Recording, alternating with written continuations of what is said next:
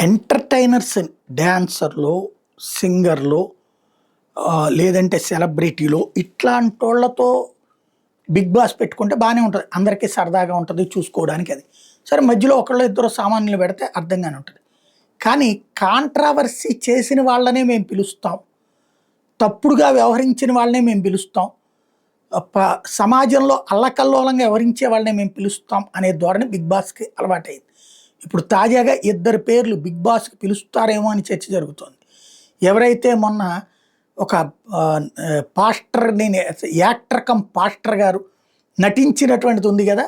తనని ఎవరో కొట్టేశారని నటించి, ఆ పైన అరెస్ట్ అయ్యి జైలుకి వెళ్ళినటువంటి ఆ పాస్టర్ గారి పేరు, అట్లాగే ఇప్పుడు 'నందూస్ వరల్డ్' అంటూ అందరికి పరిచయమై, ఆ తర్వాతన ఉద్యోగాలు మోసం చేశారంటూ వచ్చినటువంటి అమ్మాయి ఉంది గదా!